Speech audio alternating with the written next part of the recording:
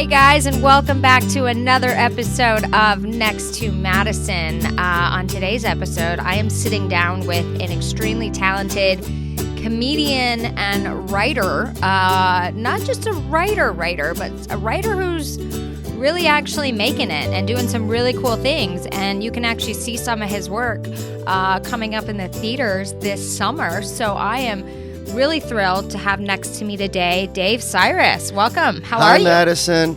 What's shaking? How are you? I'm fabulous. Thank you for qualifying that by actual writer. It's well, I mean, you're a comic, but like, what percentage of people who don't do comedy, when you say I'm a comedian, immediately assume you've never been paid to do comedy? Of course, right? And that's what, like, writer too. They're like, okay, what have you done? I'm like, no, this guy is like. He's like a writer. There's a lot of things you can say. There aren't that many things you can say you're this thing, even if you don't really do it right? Like professionally. Like comedian, the second you do one open mic, you are a comedian, which is, I think, a good thing. That like there isn't a qualifier. I don't say you're a good comedian, right? But you are one. The second True. You've attempted it, you count. Isn't that crazy though? Like you can't like take an accounting class and be like, I'm an accountant. Right. You can't. You know, it's one of those things. You know, if you have to bake for people professionally for a while before you can be like, I am a baker. Right. Like if you just like if someone bakes cookies and says I'm a baker, you're like, oh, so you're a crazy person. But if you just do one open mic and say I'm a professional comedian, we go, oh, you're a crazy person.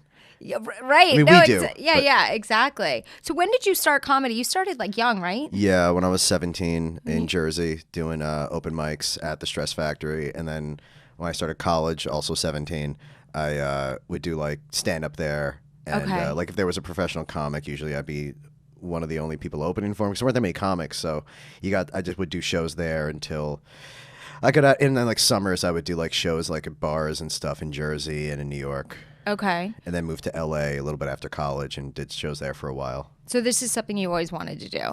Kind of, yeah. I mean, I just wanted to do stand up since I was maybe like 16, I guess. Okay. That's when I started like thinking about that stuff and being like thinking maybe I actually had the ability to write. So what was your major in college? Illustration. Illustration? Yeah, like to draw. That's a major? Yeah. Wow. It's a very common major compared to how many people do it for a living. Right. Because it was once like a job. That's true. Like before, like, you know, photographs and stuff. People really needed people to draw stuff for them for like, you know, just because they needed to show stuff. And then it was like, oh, well, we don't need that anymore. But let's have people keep doing it because it's nice. Right. And now it's like the average illustrator makes as much money now as they did in the 1920s, not adjusted for inflation. Oh my gosh, that's insane. Like back then, they were making like $35,000 a year. Right, in the 1920s. During that's like pretty good. Depression. Yeah. That's pretty good. You're a friggin' millionaire. Right. So so you started writing at the same time because you were obviously writing your jokes. Yeah, I wrote stuff, and then when I got out of college, when I was like 21, I wrote a novel called Planet of the Humans. I didn't do anything with it, but basically I just spent like I'd spent a while like reading everything about all conspiracies, just sort of deciding to just learn literally everything. And then when I basically read every conspiracy book I could get my hands on, that's when I was like, oh, these are all liars. Every single one of these people is a bored, schizophrenic liar. Well, I should try to do something with all this knowledge now. And so I wrote like a parody conspiracy novel. Wow. Like sort of like a parody of like, you know, Behold a Pale Horse or something. So what do you think makes you such a good writer? I mean, I think it's nothing more than just the ability to focus. It's okay. just I think anyone like who has the inkling for it can do it if they just you have to it's just about fighting laziness, and it's like it's about like the ability to turn on that part of you that can be creative, because most people are, you know, they can do it, but they have to be inspired. They have to be energetic. They have to have a moment. If you can, it's just about like forcing yourself into a mindset you don't want to be in and just getting yourself to that state. Like for me, I think on some level, I'm almost bringing myself to a manic state when I have to write something.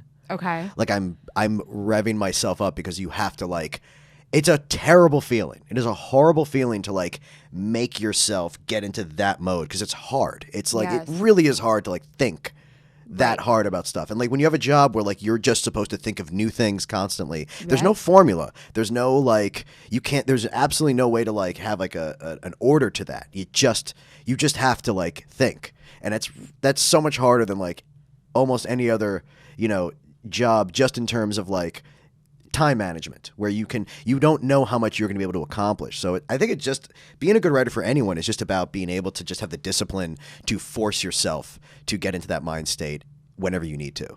Do you dabble in drugs? Yes. Mild drugs? I do a lot of drugs. Yes. What about like LSD? I'm very open about my drug use as of this show. Good. All right, let's do it. Have you done LSD? Because people say like LSD can help you tap into some creative shit that you've never thought about before. I mean, I did it once, but like I don't really see it as like a major thing. I don't think drugs. I've never found that drugs in general do that much. George Carlin said that what he would do is he would write premises sober and then he would get high and punch them up. I think that good idea. Yeah, I think that's the best idea because you really are going to do you're going to do your best work not high. But when you're high, you are going to find other angles on things. So I think that like you should never like get accustomed to just working high. At least I don't think so. I think that like you really should get accustomed to. You're not going to have the energy to keep that up either. Right. No, that I think makes you sense. should do your work sober, and then like if you get high, you should use that as an opportunity to like re-look at things and like re-examine things. So I mean, so if you do both, you'll have more of a perspective. Okay. But I never really believe. I mean, I've never done uppers of any kind, so I don't really know for sure. But I've always been told they're not good for creativity. Oh, like cocaine? Yeah. Yeah, no, I feel like cocaine would not be good. Cocaine's good for like dancing. I've told like Adderall is like you never want to do that for something creative. You want to do that for like something mindless. But I don't know. I've never done uppers. I just didn't really want to try that area. I pretty much only just do weed. How do you get yourself to focus when you don't want to? I mean, that's what I mean, where it's like you just have to make yourself. You have to force it. And it's hard to describe how bad a feeling it is. I'll put it the only thing I could compare it to is like the making yourself be creative right now when you don't feel like it, which is most of the time. It's exactly like stopping being depressed. Right, okay. It's like if you're depressed, stop it. And if everyone's had some kind of, depression, even if they haven't had clinical, they haven't had real depression, they know what it's like to be upset. They know what it's like to feel something akin to that, some kind of sadness. And you do have the ability to not be sad in that moment, but the making yourself feel that way is worse than the depression. Interesting. Okay. Like you don't want to stop it. Because it's a wrenching, horrible feeling to like pull yourself out of that and just think about something else. And you don't want to do that, but it's possible. It's just painful and horrible, and your mind is screaming at you not to do this. Right. No, it's like because when you're sad, you want to indulge in that. Well, I guess it's you like want to wrap it safety around thing. you. Yeah. Isn't that crazy? So being creative, it's the same. It feels the same way to me. So have you ever done like different types of therapies? Because I thought about doing this. So, I've got some shows that we've talked about off air that I'm trying to get done. And I thought, oh my gosh, maybe I'll go to a past life regression therapist, right? And figure out like, what was my past life? Like, have you ever done anything like that? Well, to give inspiration for maybe like a new story? I've never done anything like that. I've never really used hypnosis. I worked with a hypnotist once. I think his name was Gary Conrad. I was there to make sure no one got hurt during one of his shows. The thing about hypnosis is that, for the most part, what people don't realize about hypnosis is that you are in a dreamlike state when you're being hypnotized. It's basically like tricking your brain into being in a waking dream. And when you're in a dreamlike state, you're extremely suggestible. So when they say, tell us about, your past life, all you're really doing, when you're in a dream, any stimuli that comes into the dream gets incorporated in the dream. So like if you're dreaming something, you hear a noise, that will become like an alarm a fire alarm suddenly in the dream. Right. That's what past life regression therapy is. They're giving you a prompt, and then your subconscious is spinning a story out of it, just like any other dream. So do you feel there's any truth to it? No, you don't? No, there's not. It's I don't think so. I think the mind is a very interesting thing. And past life regression is the same way you ended up with satanic panic of children in the 80s who honestly believed that they'd been abused by a cult of hundreds of Satanists. It was because the way that those investigators asked the questions of those children and used hypnotic therapy, they actually were encouraging those children to start making up stories in their head. Because what they would do is they would say, these kids in hypnosis, like, all right, do you see a giant cross? Do you see any people in black robes? And the kids would be like, yeah. Are they killing animals? Yes, they are. And that's sort of, and that's where you realize that like hypnotherapy is really just about exploring your subconscious. And that, I mean, you're in a dream state. What do you do in dreams? You make stories up. Right. Well, dreams are so weird because sometimes you wake up and you're like, why was I dreaming? Like, I've had a dream that like my representatives got mad at me.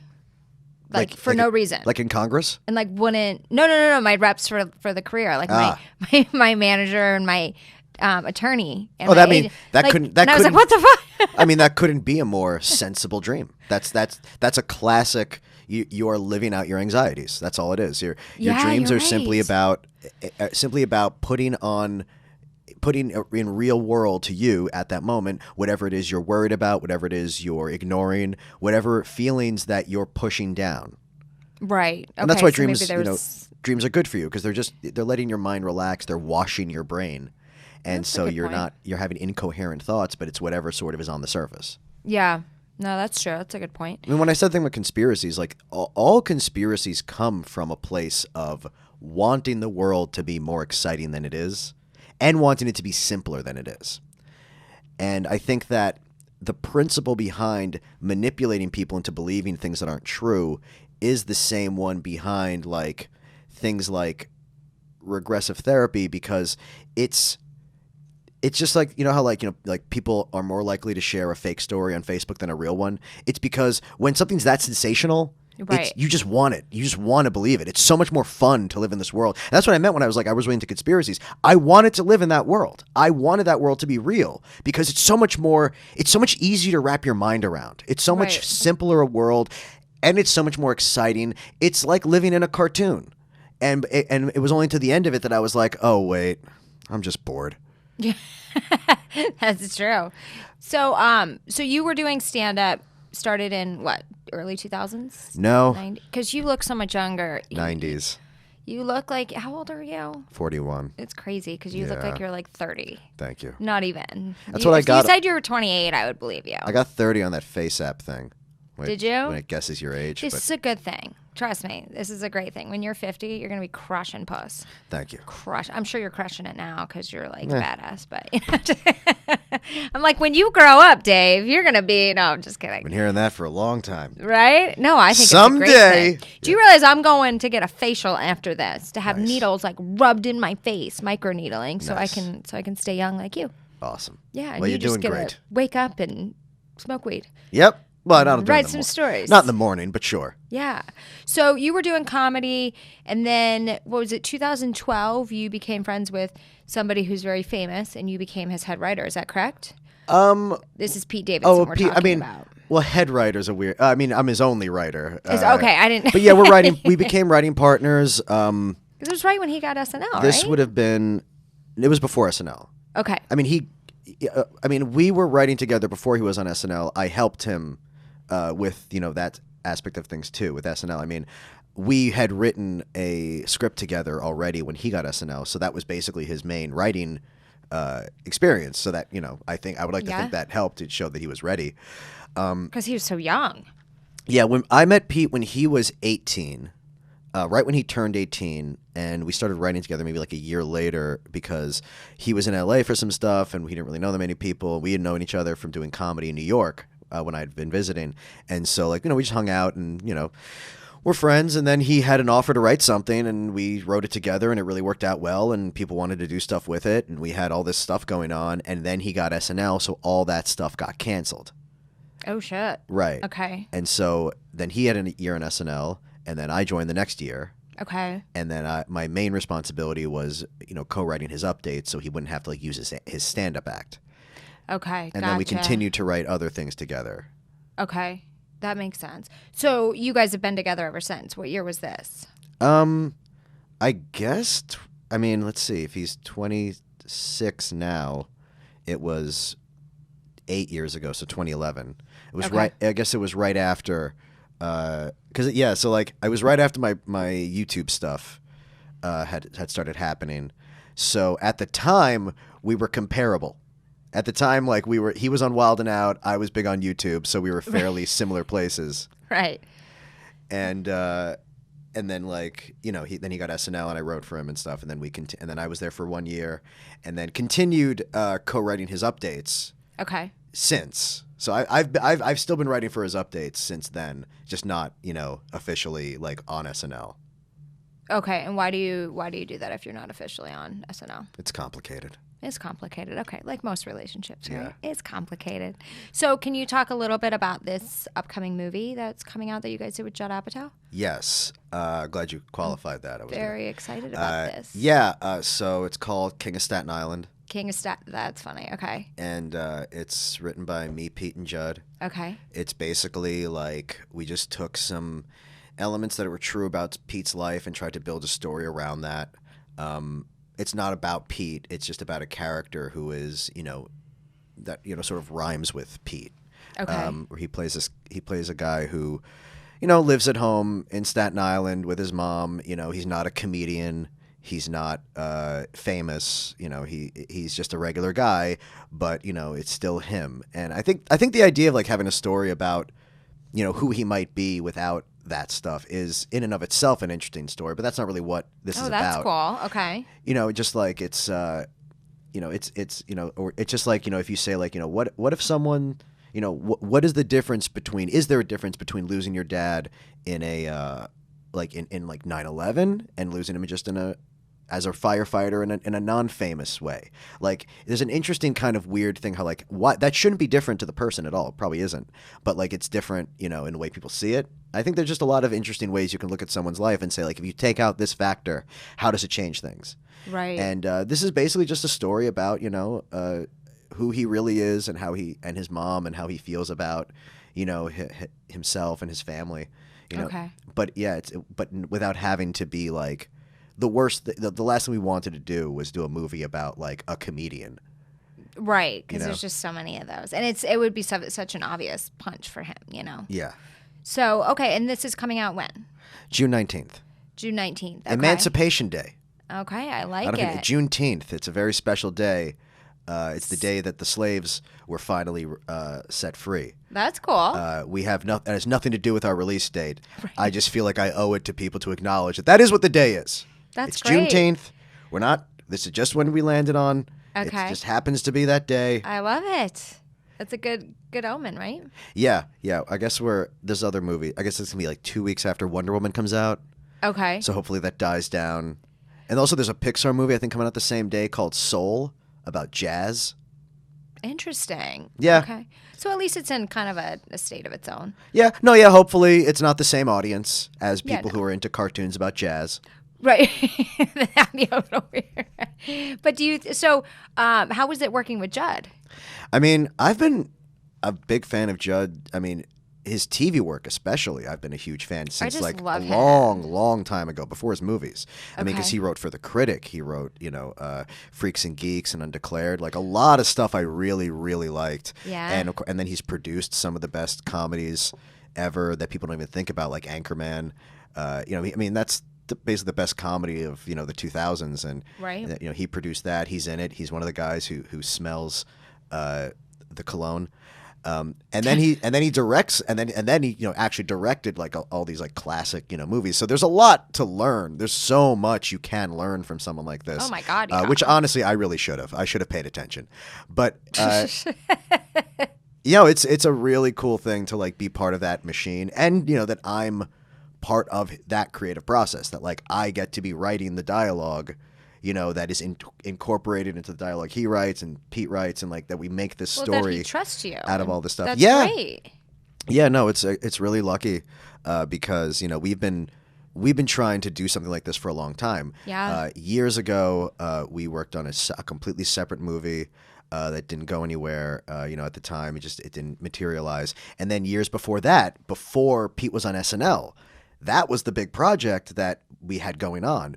Pete and I had a thing with Apatow where he wanted us to work on a new script. Okay. And that never even got off the ground because he got SNL. But that was that was what we were going to work on. I mean, God knows, they have to understand, that would have been an Apatow movie about Pete when Pete was not famous, when no one knew who Pete was. Isn't it weird how timing really works out? Which is a crazy thing to think about, like that he was talking about doing this movie with us when Pete was not a celebrity at all.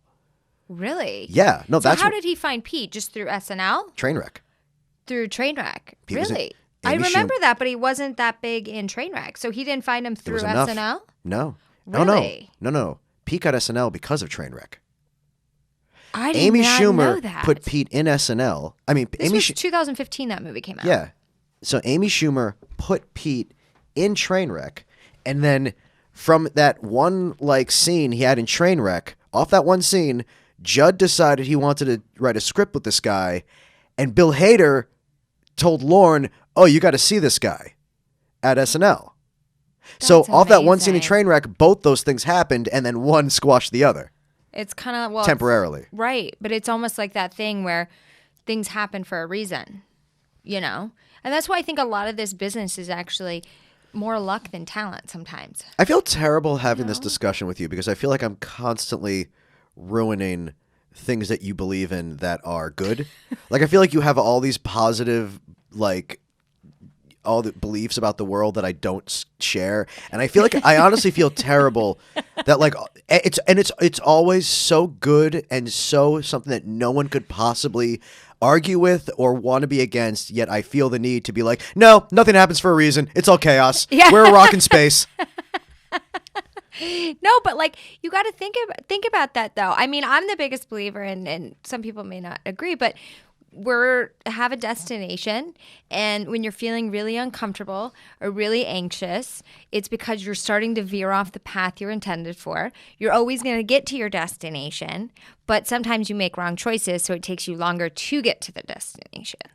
That's just my thought. So no, that's really beautiful. That is a much more positive and beautiful thing to believe than we're all space dust, and eventually there's going to be a heat death of the universe, and nothing will exist forever. Right, but here's the thing. Even though it's true. But don't you feel fortunate and feel very lucky that you've worked your ass off? Oh, I'm look at these opportunities. Very lucky. There's no question. I have been extremely lucky. Oh my gosh, yeah. A lot. I mean, people always say that. They're like, well, you worked hard. And it's like, a lot of people work hard. Yeah, a lot of people work really hard and are really talented and never get anywhere.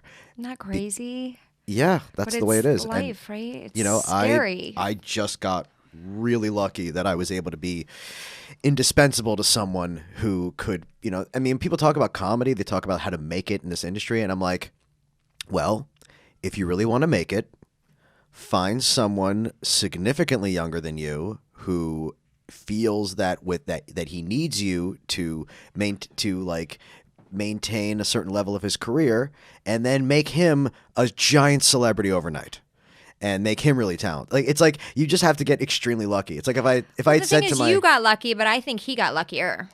Well, I mean, our relationship works. I mean, because we work together really well. But it's like he's the one who people are giving us these things for.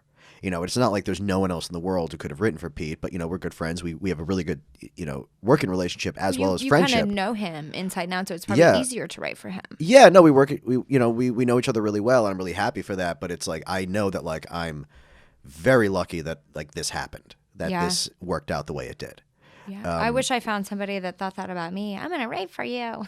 Yeah, no, look, it's a formula. It's a formula. You feel that you're a good writer. You want to make it somewhere. You got to just find someone who's about to become a lot more famous. Okay. Convince them that their work is better when you help them with it than it is on their own, and then convince a pop star to get engaged to him, and then things will spiral out of control, and you'll have and then you'll be much more famous than you expected overnight, and hopefully that parlays into something good. Wait, so you mentioned? Can we talk about Ariana a little bit or no? A little bit, maybe. Okay, so she seems great. She really does. I mean, she's freaking Ariana Grande.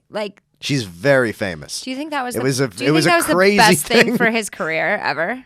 I mean, that's the thing. It's like My parents didn't know who he was It just that. depends on the definition. Like, is it great for a career to become much more famous in tabloids? I don't know. It's like, do you think on some levels, of course it's good. On other levels, it's like, you know what? Not everyone needs to be as famous as possible.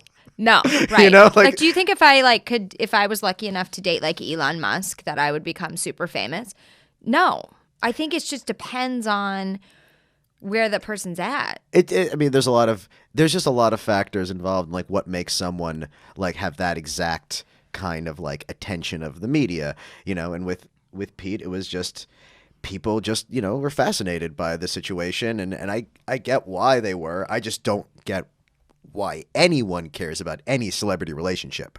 I know. It's weird how we're so freaking obsessed. I've just never cared about that. I'm a little obsessed right now with Meghan Markle and Prince Harry, though. But that's also like, that's not really so even cute. Gossip. That's kind of a news story now, just in the way that like, it's a very interesting news story because they're leaving the royal family because it's not worth it. Yeah. And because she's 100% right that they're just trying to get her to kill herself. Do you think so? I don't see all the articles, like we don't, but do you really? That is when you look at what they say about her. I haven't read really all this stuff. Feels like a lot of people are just like, what's the worst thing I can say about these people to get the least sophisticated people that will see this magazine interested? And it's like, and what are they interested in? Hating her. It's disgusting. It is. The way that they work so beautiful. hard to try to destroy like to try to destroy the self-esteem of these people. And and there's anyone out there being like, well, she's a princess. So it's like, yeah, you are what I'm talking about. Exactly. that you hate this person because anyone who hates anyone because they have something you want is a despicable human being. It makes no sense. Agree with that more. Yeah. To hate anyone you would trade places with. I know. You are a monster. So it's jealousy. Pure jealousy. It's because we all have.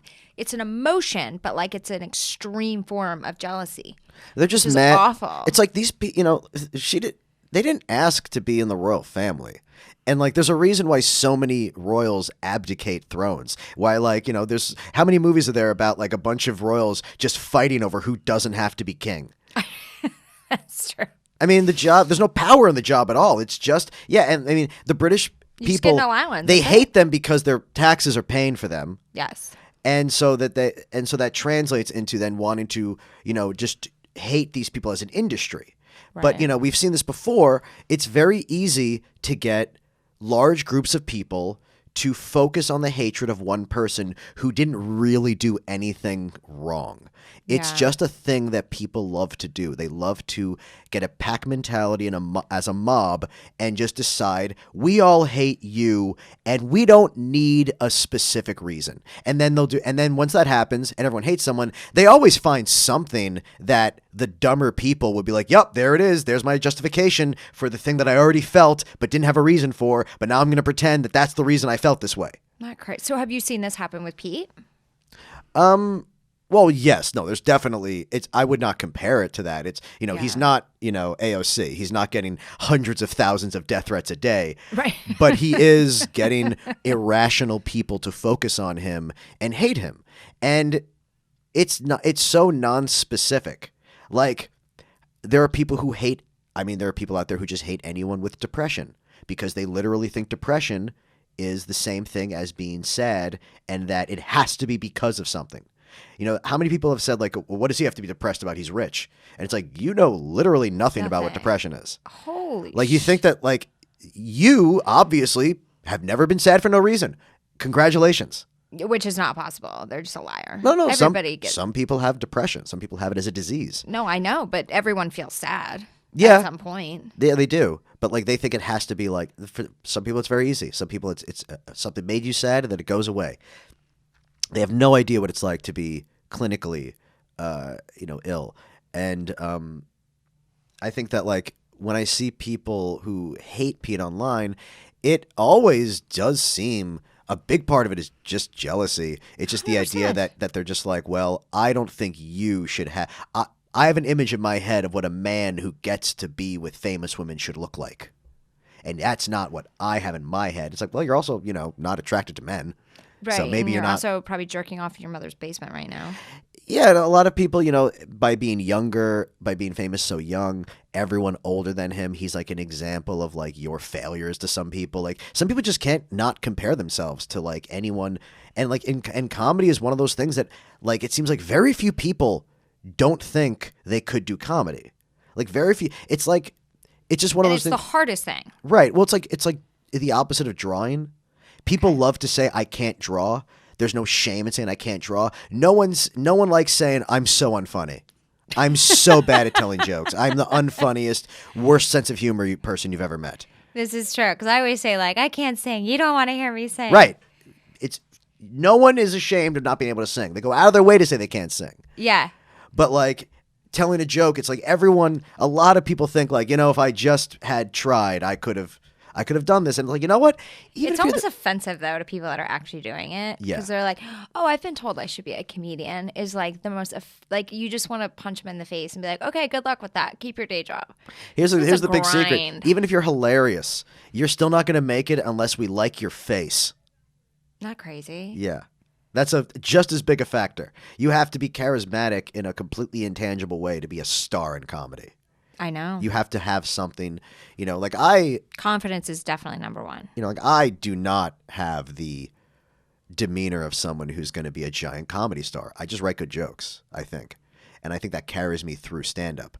I am not someone who not once in my comedy career did I ever picture myself as some touring big-name headliner. Yeah, but you're going to have a better job at the end. You're going to be writing and directing major motion pictures. Right, and I don't That's have... everybody's fucking dream. Without a bunch of people calling, and to not making have fun of me online. Yeah. Yeah, and to not have to leave your family every weekend. There's a lot of upside to that, too. Yeah. Comedy's a grind. I mean, I love it, but, like, as I'm getting more into, like, show development and producing, I'm like, yeah, this is the angle. This is where I feel like I thrive. This is where I feel like I'm excited. I still love comedy, but...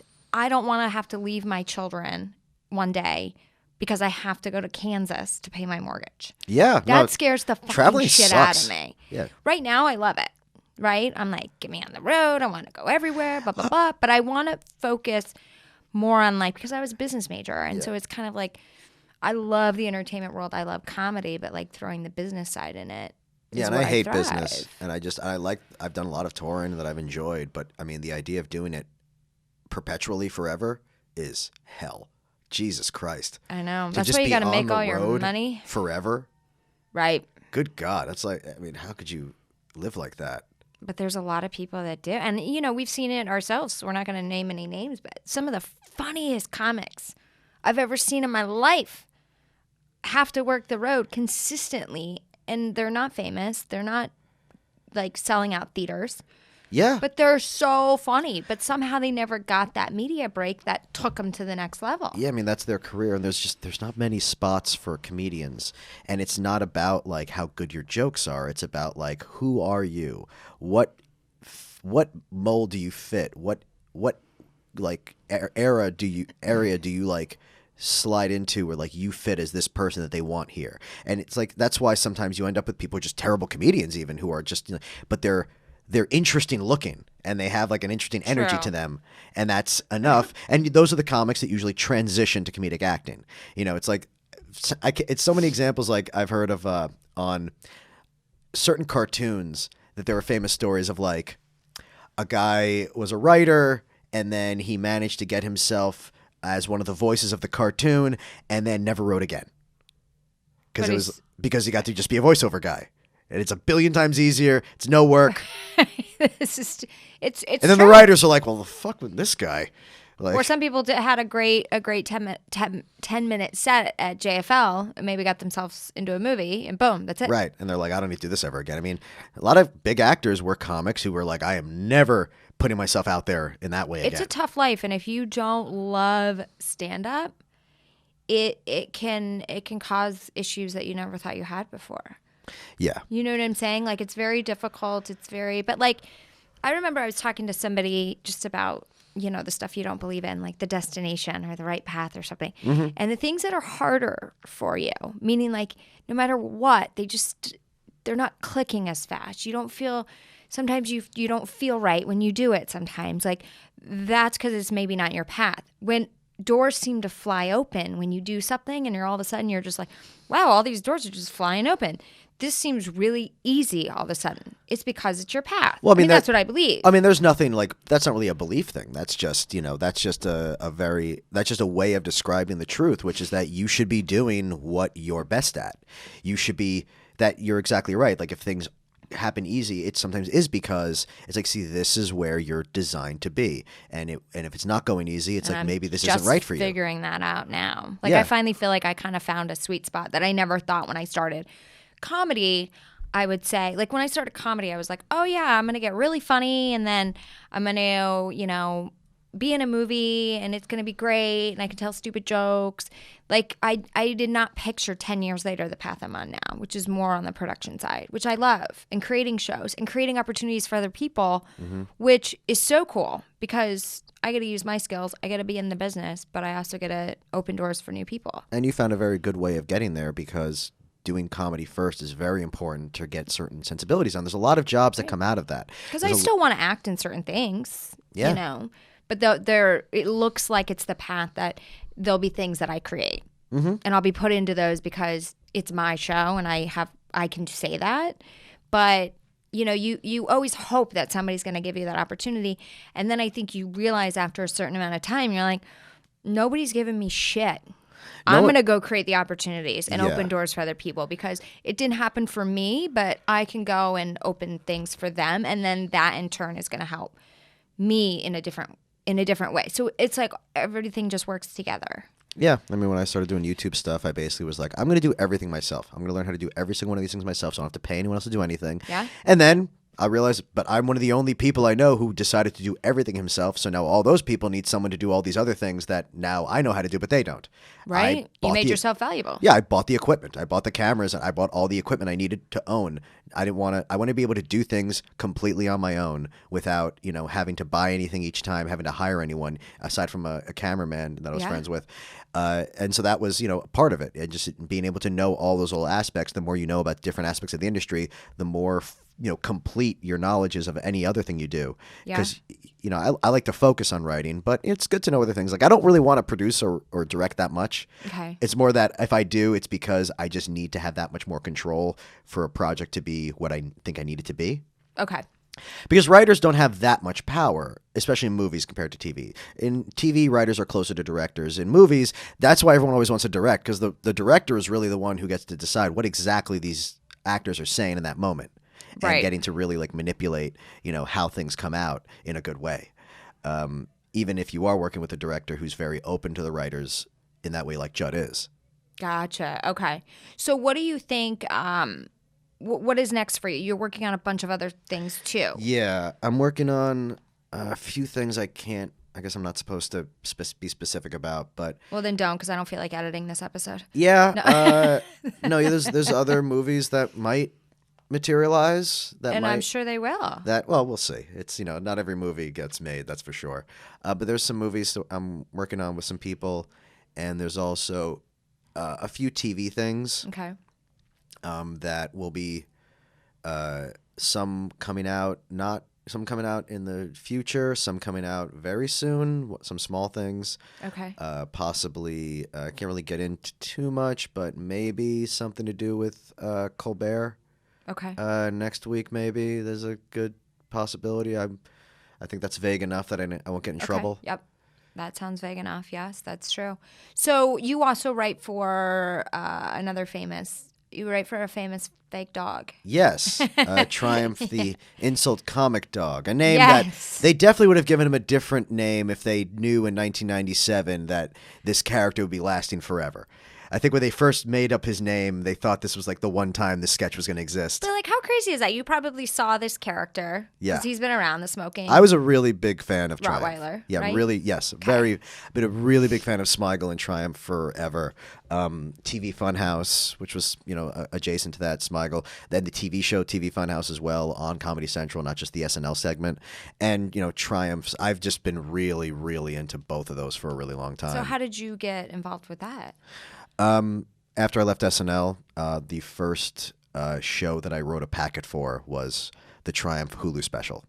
Okay. And I was hired just off the packet. That's great, Dave. Yeah, I got really lucky with that. But yeah, I got hired off just from writing jokes for the packet.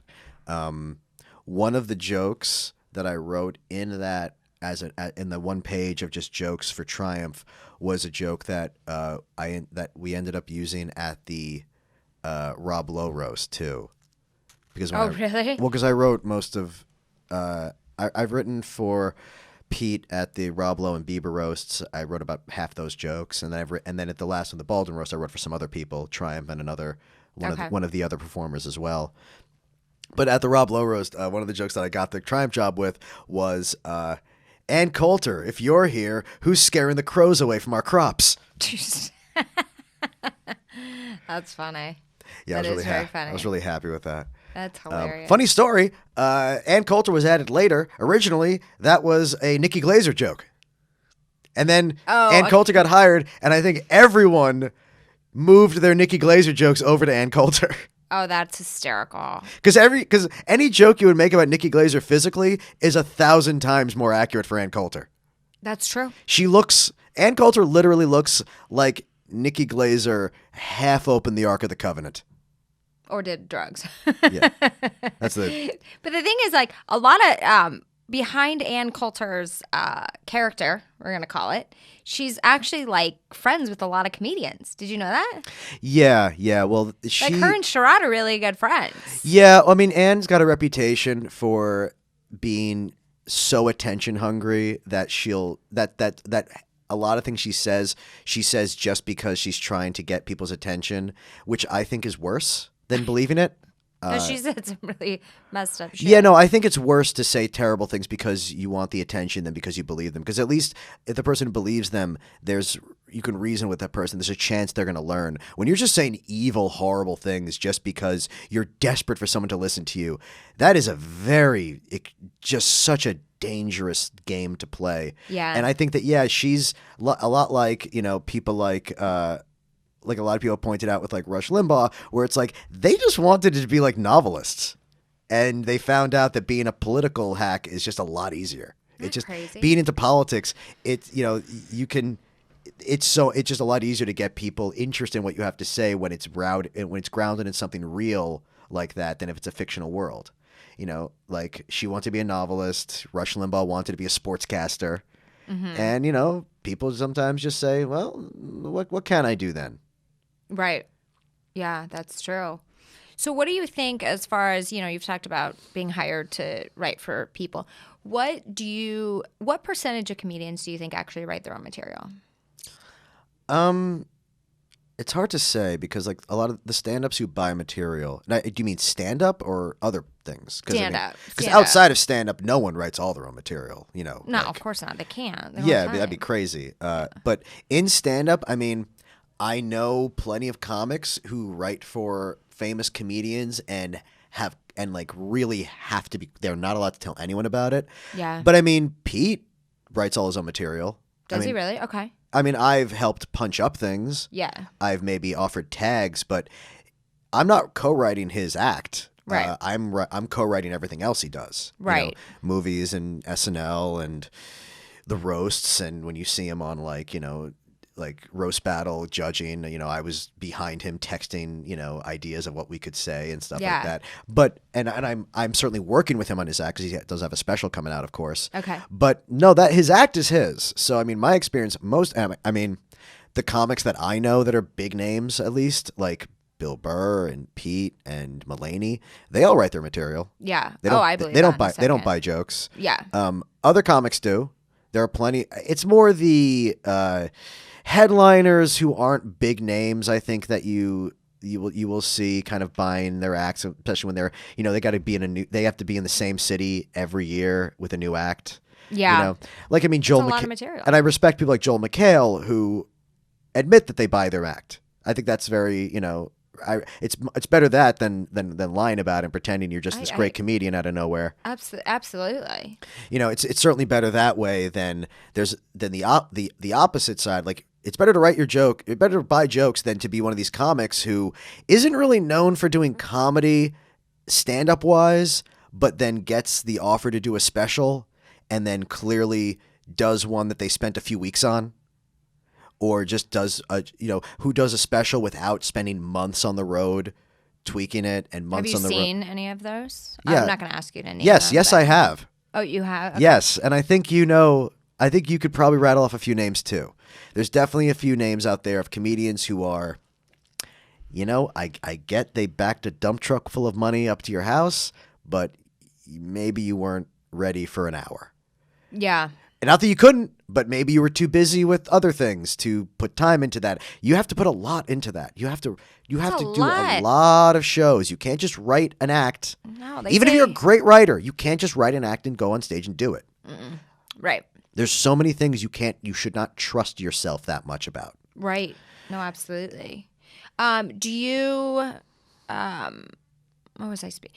Do you ever think you'll write like a drama, or are you going to stick with like I don't want comedy? to. I mean, there's a lot of drama in this movie. In King of Staten Island. I mean, it's a comedy, Do people cry? I mean, will it make people cry? Kind of, yeah. I mean, I'll let you know if I cry. I saw people crying. You did? Yeah.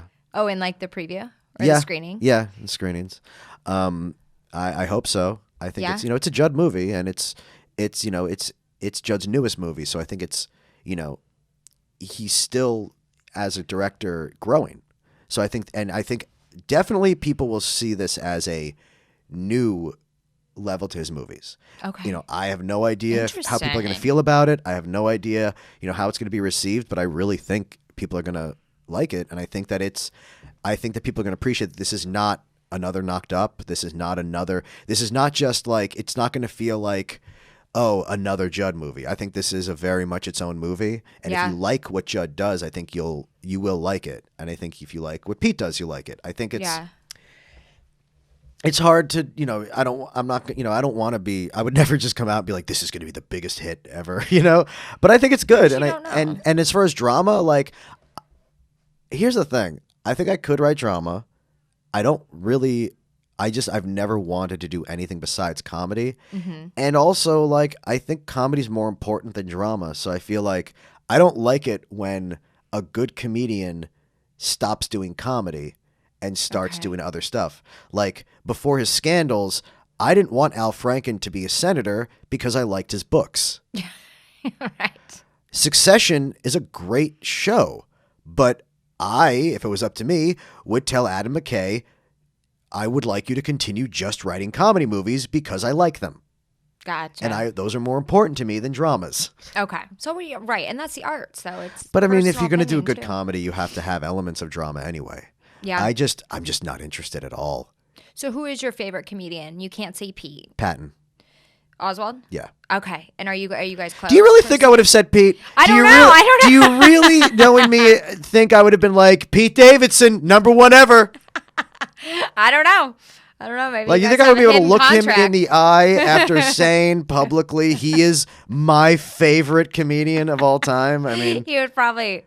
That would actually be a funny ball busting conversation. Come on. I mean, even if he was, I still wouldn't say it. Mm-hmm. No, I just love Patton a lot.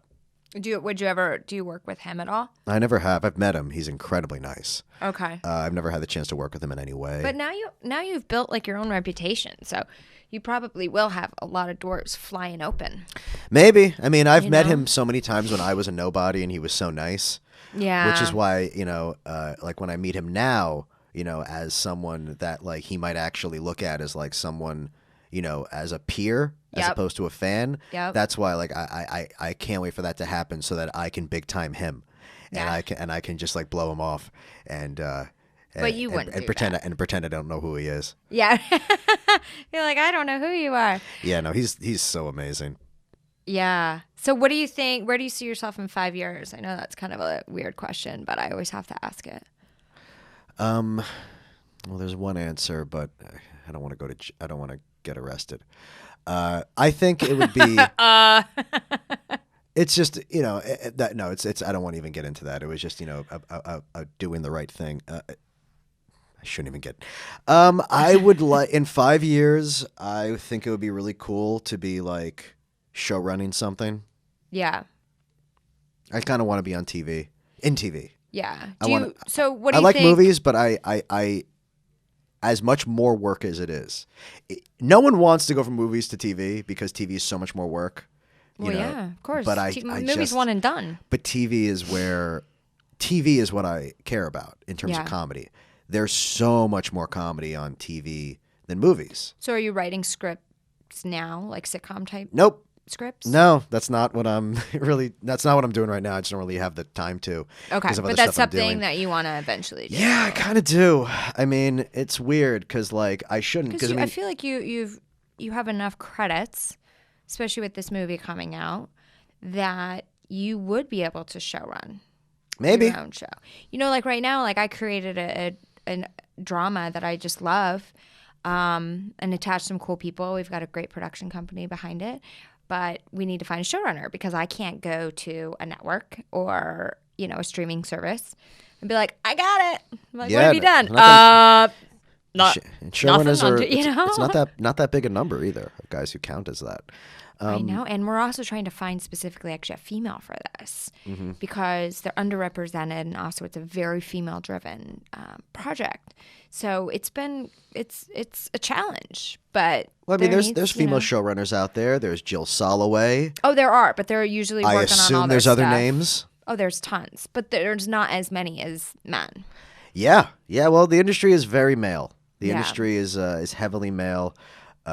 Just look at the Oscar nominations, the Golden Globes. Well, what did you think? Speaking of the Golden Globes, what did you think of Ricky Gervais's speech? I fucking loved it. Here's the thing I have to admit. I have never watched an award ceremony. In your whole life? Maybe as a child. Are you going to go if you guys get nominated, obviously? You're going to have to. To what? The Golden Globes? Yeah. Yes. I think we could I think a Globe nomination is possible. Okay. Because they have a comedy category. True. Yeah, Oscars is a little more dramatic. Yeah, I mean, getting a comedy to be nominated for an Oscar is not easy. Yeah, it'd be nice. That's true. It would be nice, though I have recently complained a lot about the Academy and their voting, just because I thought this year's voting I was really surprised by. Okay. Number one, that Little Women gets nominated for Best Picture, but Greta Gerwig doesn't get Best Director. But also, what I was really upset was 3 years ago, I think it was, or maybe 4 or 5, whatever it was, Suicide Squad won Best Makeup. And it beat Star Wars. I mean, it beat Star Trek for Best Makeup. Okay, I don't remember that. Wow, well, in the Oscar, and I was like, I remember thinking, I didn't like the Suicide Squad movie. But I thought, oh, Star Trek obviously should have gotten Best Makeup because it's the prosthetics. There's so many people that work on it and do all kinds of crazy stuff. But as opposed to Suicide Squad, which really only had like one character with heavy prosthetics. But I got that no, they're both big budget sci-fi fantasy movies. Right. I get that I disagreed with it. I thought Star Trek should have beaten Suicide Squad, but I was like, all right, I still understand. They're both movies with a crazy achievements in makeup. Do you know what was nominated this year for makeup? Okay. Maleficent, which had, does have prosthetics. With the cheeks. Yep. Yeah, the cheeks. Bombshell, which of course absolutely deserved, which I think is going to win because they Charlize Theron to turn Charlize Theron into being recognizable as Megyn Kelly, right? Yeah, you would think it was her and the voice, and turning John Lithgow into Roger Ailes. Oh, very impressive makeup. Here's what else was nominated for best makeup for that year: 1917. Didn't see it. Great movie. Okay. It has to win cinematography. It's one of the best cinematography movies I've ever seen. So I got to see it. Okay. I have no idea what they mean though by best makeup. People were dirty. People were bleeding. Obviously, the people who made the makeup for that movie are very professional and deserve accolades. Yeah. But in one other movie, Joker. Joker got nominated for best makeup. Makes sense. Why does that make sense? Well, I don't know. He's got a lot of makeup on, and he looks. Yeah, he does have makeup on. Is that makeup applied professionally? Does that makeup look like it's like a brilliant makeup artist? No, but it looks how it's supposed to in the story because he kind of puts it on himself and he's in, Right. So yes, it's a movie. It's a good movie. I'm not saying it's not a good movie. It's a movie that got more nominations than anything. Of course, it deserves to be there for director, and of course, it deserves actor. Of course, it deserves best film based on how the critics liked it and people liked it. But Yeah. achievement in makeup. You know what did not get nominated for best makeup? What? Avengers, Spider-Man, and Star Wars. Oh, really? Star Wars did not get nominated for best makeup. Avengers Endgame, with hundreds of characters in prosthetics, did not get nominated for best makeup. Who's doing all this voting? Is it the Academy? Yeah. It's people, obviously it's people who in makeup, in the makeup world in the Academy. Right. No, absolutely. Like, who's doing the voting? Well, it's the people who are qualified to do it. It's not like it's arbitrary. Okay. So it's not like I'm saying you made him. I just was like, are you voting for what movie had the most achievement in makeup, or are you voting for the best movie you saw in which anyone was wearing makeup? Which is everything, because they won't let. Wouldn't that be great if they actually did a movie with no makeup on? Yeah. They said, you know what? We're going to do a movie and nobody can wear makeup. Wouldn't that be amazing? Yeah, it'd be cool. But here's the other thing about that. Okay. Costumes. Once Upon a Time in Hollywood and The Irishman, which Irishman also got nominated for best makeup, obviously. That's fair. Yeah. But Once Upon a Time in Hollywood and Irishman both got nominated for best costumes, as did Little Women. Period pieces. All movies that needed to be, you get the clothes. Very impressive. Once again, though, they're all wearing clothes. They're all wearing suits. You know what didn't get nominated for best costume? Avengers, Spider-Man, Star Wars, everything with any science fiction, anything where hundreds of people had to make whole cloth costumes, had to create costumes with just like polymers out of nowhere. Not people who had to go to a Goodwill and look for cool outfits, which look, those people are geniuses too. They deserve their jobs. They deserve it. But did they do anywhere near the amount of work that the people who made the 1,000 costumes in the Avengers? That's not just because you don't think it's as good a movie means that you don't think that there was any achievement in costumes. I mean, look, fucking Cats. Everyone thinks very Cats, passionate about this. Everyone thinks Cats is a bad movie, right? Does that mean does that mean that Jennifer Hudson did not sing a good song in it? Doesn't deserve to get some kind of acknowledgement that she sang good? Like it seemed like this year it was entirely about nominating the same movies that people liked, not the movies that had the achievements in those categories. So this is why you don't usually watch award shows. No. Oh, okay. I've never had this much of I've never been this angry before about it. You were very, very passionate about it. And I want to say, I'm not attacking the Joker. I'm not saying Joker was not a better movie than those other movies. I'm saying the character wears makeup. And yes, it was applied well by professionals. It was done great. That's not the point.